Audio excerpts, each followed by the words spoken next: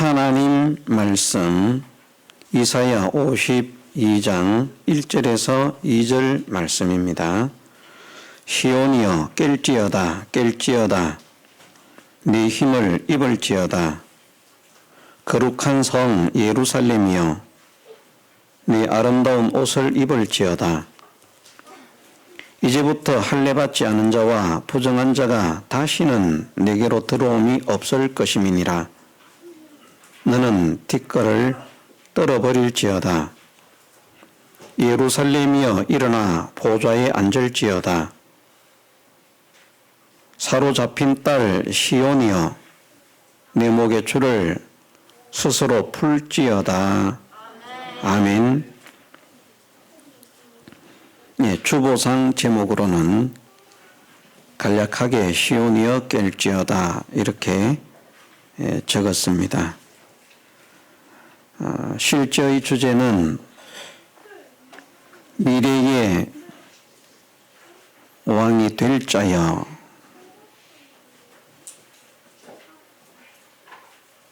미래의 왕이 될 자들에게 여호와 하나님께서 하시는 6가지 간곡한 부탁이라 그렇게 실제적인 제목은 되겠습니다.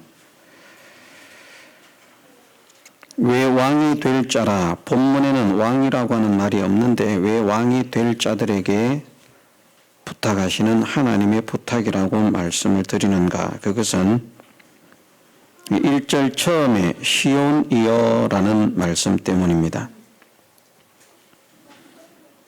시온이라는 이 말씀은 다윗과 관계가 됩니다.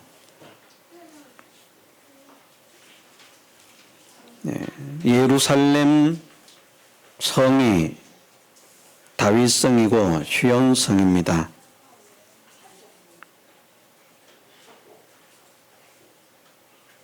특별히 예루살렘을 시온이라 이렇게 말을 할 때에는 다윗에게 여호와 하나님께서 약속하신 그 언약의 약속을 강하게 담고 있습니다. 여호와 하나님께서 다윗에게 하신 언약이 무엇인가? 다윗과 그 후손들에게 허락하신 영원한 왕권입니다. 너를 이어서 내 후손에게 영원한 왕권을 허락할 것이다. 그것이 하나님께서 다윗과 맺으신 시온의 언약입니다. 또 성경에는 보면 시온의 대로라 하는 말씀이 있는데 그 시온의 대로라는 말도 실질적으로는 왕의 대로를 나타냅니다. 대로가 왕의 길만 대로라 이렇게 말을 하고 다른 것은 다 그냥 길이라 소로라 그렇게 말을 하는데 왕의 길에는 해암도 상암도 없을 것이라 하는 것을 말씀을 하십니다. 그리고 우리가 성경에서 시온이라고 하는 이 말을 읽을 때에는 우리의 왕권과 관련이 되어 있구나. 이것을 우리가 생각하면서 말씀을 읽으면 해석하는 데 도움이 많이 될 것입니다. 시온이여라고 하는 말씀은 다윗처럼 하나님께로부터 왕권의 약속을 받은 성도들을 가리켜서 하시는 말씀입니다. 구원 얻은 모든 성도들이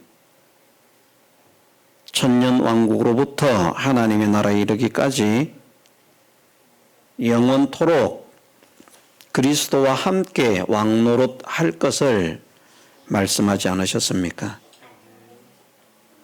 우리는 미래의 왕들입니다. 저도 미래의 왕이 될 것이고 여러분들도 미래의 왕이 될 것이고 왕 되는 거 싫어하는 사람도 있습니다만은, 그래서 그런 사람들은 또 은혜 못 받을 수도 있습니다. 골치 아프게 나보고 왕을 하라니. 성질 난다. 믿는 거 때려치워버릴까 그냥. 왕 되기 싫어하는 사람은 그럴 수도 있습니다. 그러나 왕이 한번 돼 보십시오. 얼마나 좋은가. 참 무한한 영광, 무한한 권세가 주어지는, 그것이 왕들에게 주어지는 영광이요, 왕들에게 주어지는 권세요, 왕들에게 주어지는 능력입니다. 우리는 그리스도와 함께 그리스도로 더불어 영원한 왕이 될 것을 믿는 믿음을 가진 사람들이기 때문에 다윗과 함께 시온의 언약을 받은 사람인 줄 믿습니다. 그래서 시온이여라고 하는 말씀은 그리스도와 함께 영원한 왕이 되기를 소망하는 자들이여 라는 말씀입니다. 우리가 하나님의 나라에서 왕노릇을 할 때에 어떻게 왕노릇을 하는가? 여호와 하나님은 예수 그리스도를 통하여 모든 통치를 하십니다. 실제 왕은 여호와 하나님이시죠. 그런데 여호와 하나님께서 신인 양성 1위가 되신 예수 그리스도를 통해서 그 모든 통치를 이루십니다. 그래서 실질적인 왕은 여호와 하나님이시지만 모든 만물이 왕으로서 대할 수 있는 분은 예수 그리스도십니다.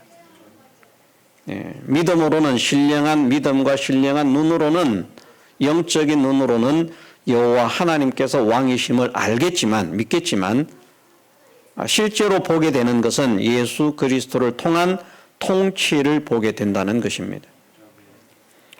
예수 그리스도께서 하나님의 모든 통치를 대신해서 통치하실 것을 가리켜서 예수님이 하나님의 보좌 우편에 앉으셨다라고 말씀을 하시는 것입니다. 그런데 또 성경은 우리를 어떻게 말씀하시는가 하면 성도는 그리스도를 머리로 모시고 있는 그리스도의 몸이라고 표현을 하십니다. 머리는 그리스도시죠. 그런데 몸은 이제 성도들이 그리스도의 몸이 된다는 것입니다. 그러면 이것은 또 무엇을 말씀하시고 있는가? 왕에게 이것을 적용시켰을 때 여호와 하나님께서 예수 그리스도를 통하여 만물을 통치하시는 것처럼 예수님께서 우리를 통하여 만물을 통치하실 것을 말씀하시는 것입니다.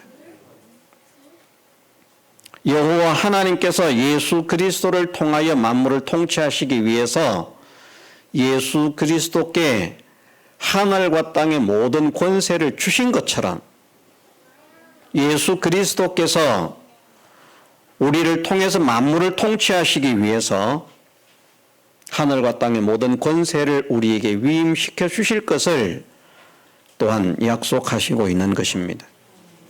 그러니 시온이여라고는 이 말씀은 얼마나 복된 말씀인지 모릅니다. 이것을 우리가 깨달을 수 있는 사람들이 되기를 소원합니다.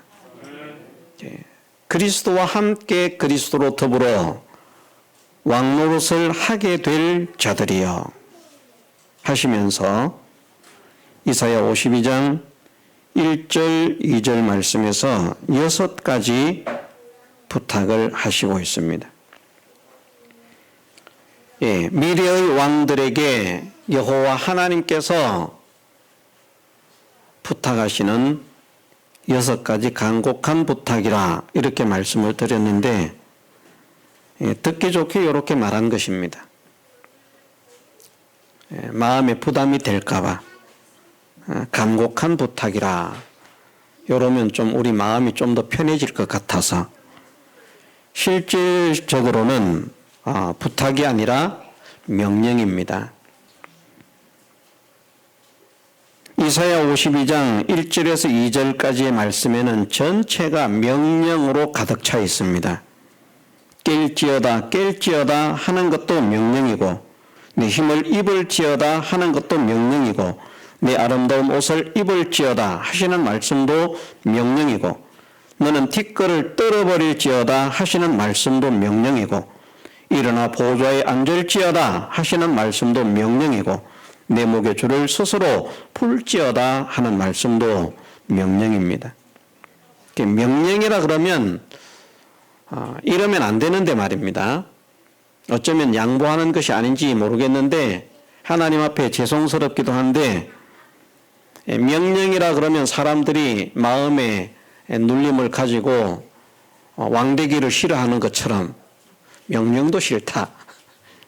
내가 왜 명령을 받아야 되나? 너무 강제적이지 않은가? 너무 독재적이지 않은가?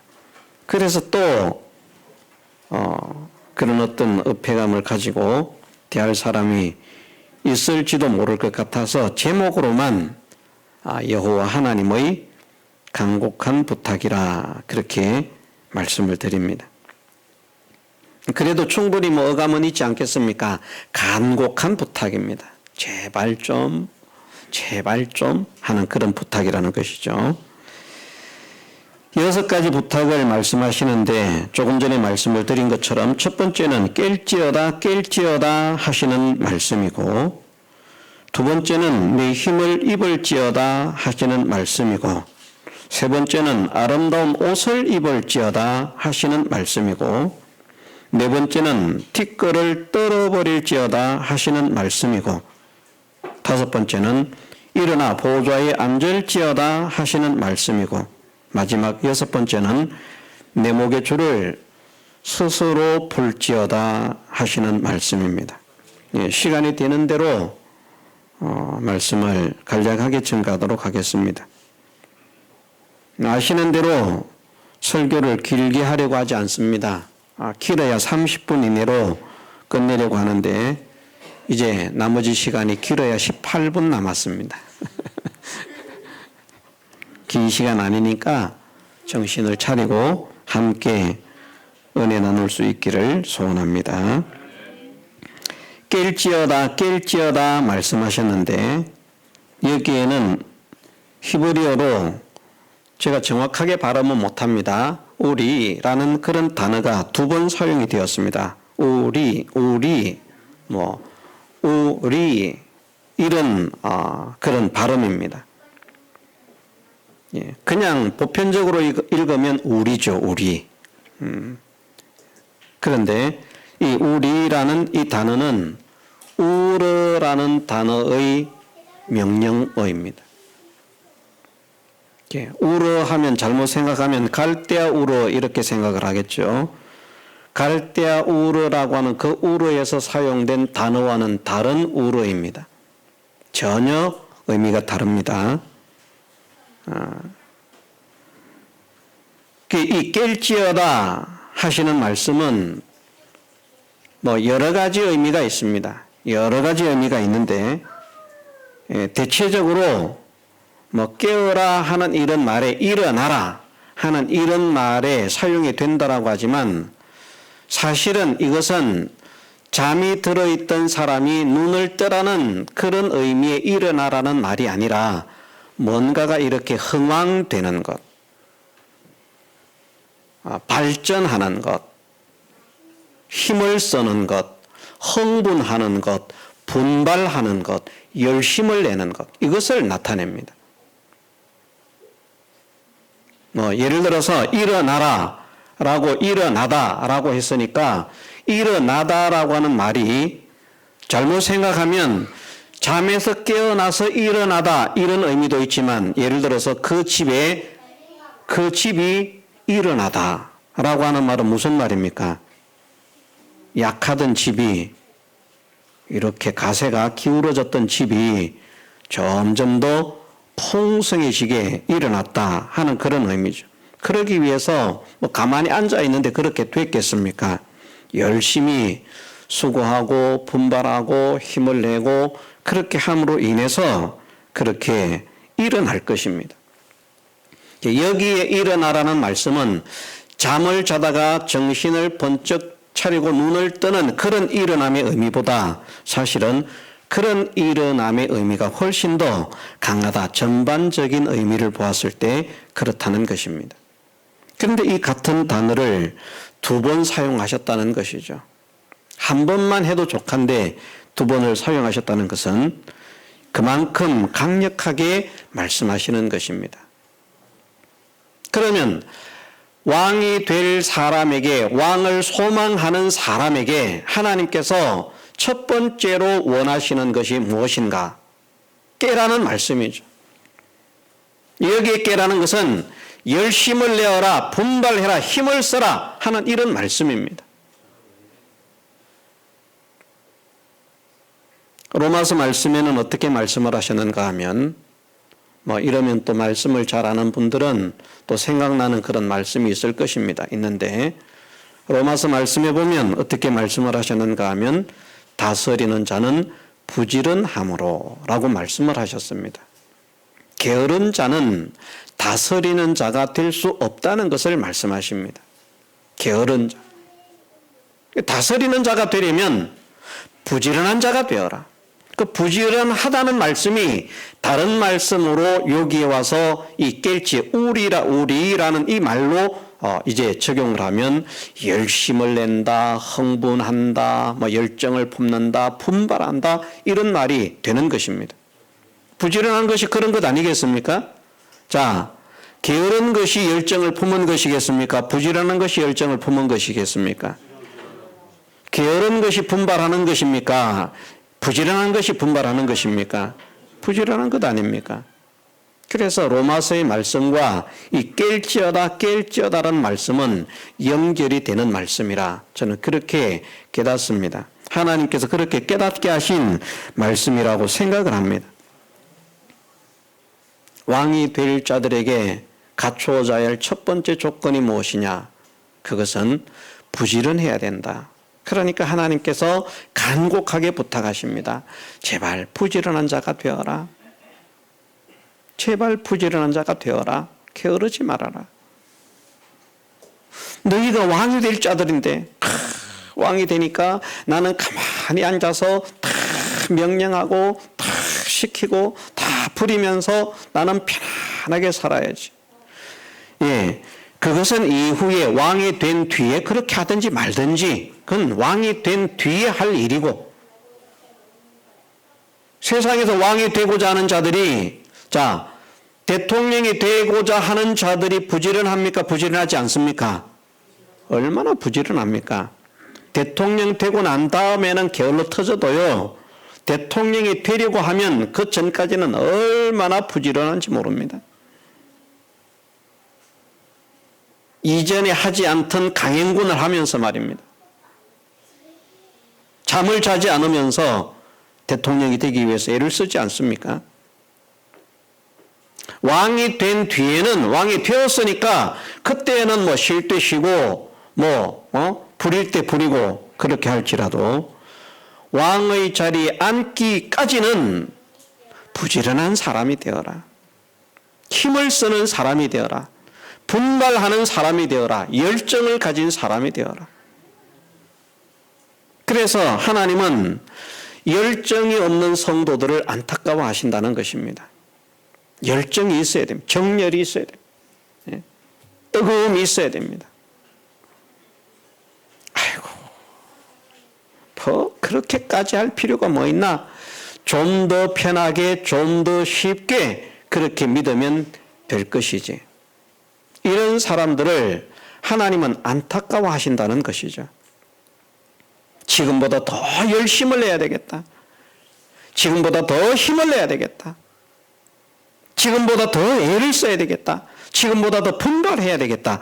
이런 마음을 가진 자를 하나님은 기뻐하시고 좋아하시는 것이죠. 우리가 예수님을 생각한다면 충분히 그럴 이유가 있습니다. 우리를 구원하시기 위해서 주무시는 것도, 쉬시는 것도 마음대로 하지 않으시고, 그 몸은 쉬기를 원하고 그 몸은 자기를 원하고, 그 몸은 어떻게 해서든지 편하기를 원하는 그런 구조를 가지고 있는데, 그 연약한 몸을 가지고 우리의 구원을 위해서 부르시면 언제든지 일어나 달려가 일생을 다해서 열정으로 그렇게 애를 쓰시는,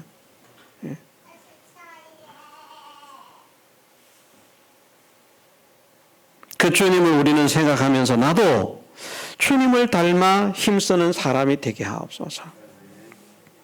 그리스도의 사랑의 강건함을 받은 바울을 우리가 한번 바라보면 얼마나 열정적인 그런 믿음의 걸음을 달려갑니까? 게으르지 않습니다. 그래서 저도 게으름의 죄를 회개해야 할 것이고, 우리 모두도 게으른 것이 죄임을 깨달아서 회개하는 사람이 되어야 할 것입니다.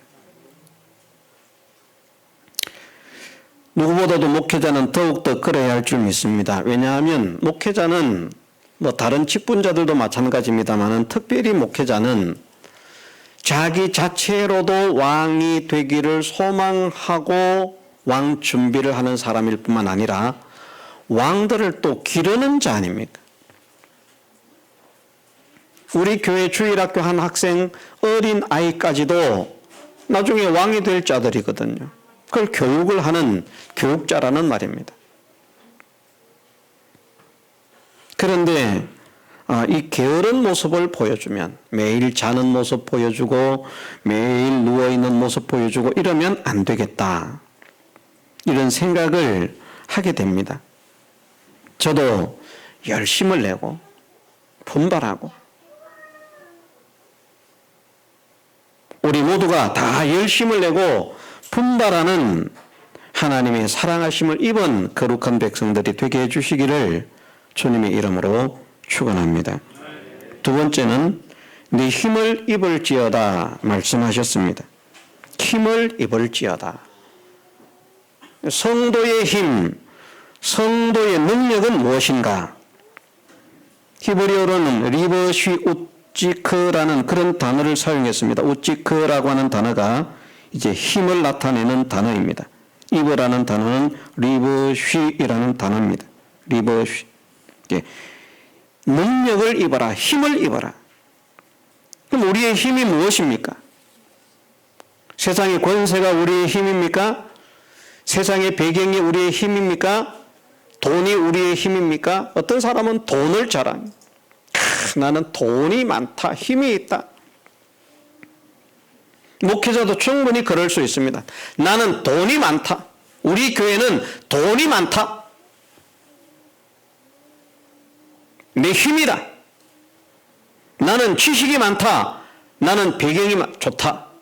어떤 사람은 배경을 힘으로 삼고, 어떤 사람은 지식을 힘으로 삼고, 어떤 사람은 학위를 힘으로 삼고, 어떤 사람은 물질을 힘으로 삼고. 우리는 도대체 무엇을 힘으로 입을 것인가? 성경은 말씀하시기를 여호와는 우리의 힘이시라고 말씀하시고 있습니다.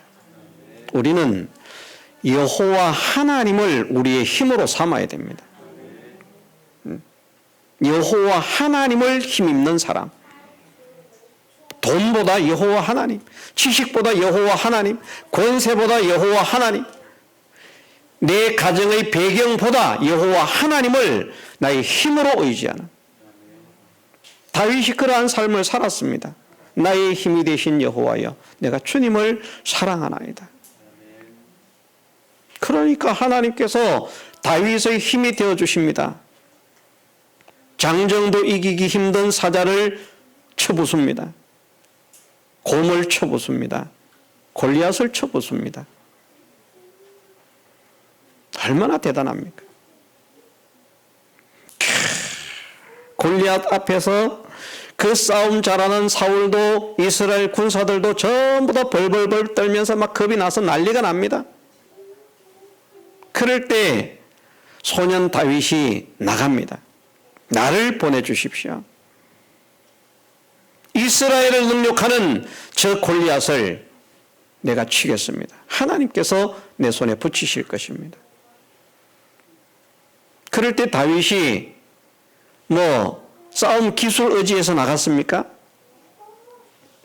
어떤 전법을 써서 저곳을 함정으로 끌어들여서 팍 빠뜨려서 잡을 것인가? 그런 전략을 가지고 나갔습니까?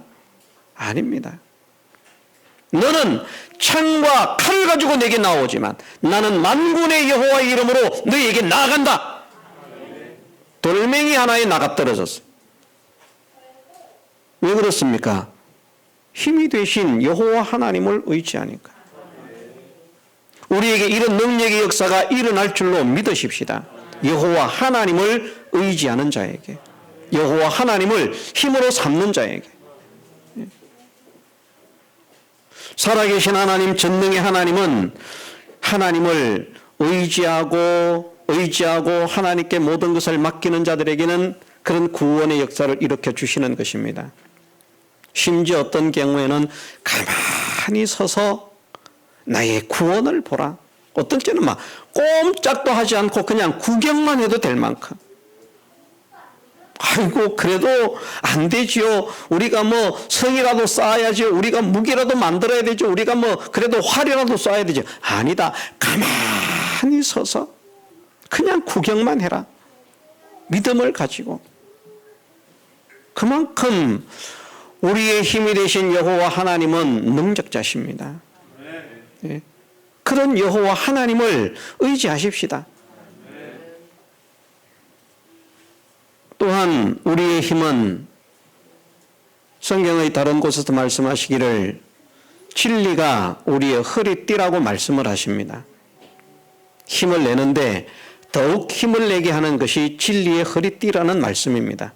그 허리띠는 마치 무엇과 같은가 하면 이제 역도 선수들이 허리에 뭘 맵니까? 역도 선수들이 띠 안 메고 역기 드는 사람들 보았습니까? 아마 띠 안 메고 세계 신기록을 작성한다고 하면 진짜 대단한 사람입니다. 띠를 메면 훨씬 더 강한 힘을 쓸 수가 있거든요. 허리를 보호하기도 하지만 더 힘을 낼 수가 있습니다. 믿음의 사람은 무엇으로 힘을 삼아야 되는가? 진리의 말씀으로 힘을 삼으라는 말씀입니다. 왜 진리의 말씀으로, 하나님의 말씀인 진리로 우리의 힘을 삼아야 되는가? 이 진리의 말씀은 우리의 양식이기 때문입니다. 사람이 떡으로만 살 것이 아니요 하나님의 입으로 나오는 모든 말씀으로 살 것이니라. 네. 진리의 말씀을 의지하면, 진리의 말씀을 믿으면, 진리의 말씀을 모셔드리면 이 진리의 말씀은 우리에게 생명을 공급합니다. 영양을 공급합니다. 힘을 내게 합니다. 활동하게 합니다. 자라나게 합니다. 다른 거 아무리 먹어도 믿음이 자라지 않습니다. 성장하지 않습니다. 힘을 낼 수가 없습니다. 육신의 몸이 양식을 먹어야 힘을 내는 것처럼 영적인 신앙의 힘은 하나님의 말씀을 먹음으로 인해서 힘을 낼 수 있습니다. 물론 먹고도 힘내지 못하는 사람도 있습니다만은 어쨌든 먹지 않으면 힘을 낼 수 없는 것이 하나님 말씀입니다. 그래서 힘을 입어라 하는 이 말씀은 여호와 하나님으로 힘을 삼고 진리의 말씀으로 힘을 삼는, 우리는 세상에 이런 지식이 저런 지식이 있습니다. 철학으로 무슨 과학으로 이런 대단한 또 어떤 기술로 하면서 그런 것들을 힘을 삼지만 나는 진리의 말씀이 나의 힘입니다. 그런 사람이 되라고 말씀을 하십니다. 아직까지 삼고 있지 못하다고 할지라도 여호와로 힘을 삼고, 여호와를 입으라는 말씀이죠. 여호와로 힘을 삼고 진리의 말씀으로 힘을 삼는 사람이 되어라. 여호와와 진리의 말씀으로 힘을 삼지 못하던 것을 회개를 해서 이제부터는 여호와 하나님과 진리의 말씀을 나의 힘으로 삼겠습니다. 이것을 의지하고 이것을 믿고 나아가겠습니다. 이런 믿음을 저나 여러분들이 가지게 해주시기를 주님의 이름으로 축원합니다. 다 같이 통성으로 기도드리겠습니다.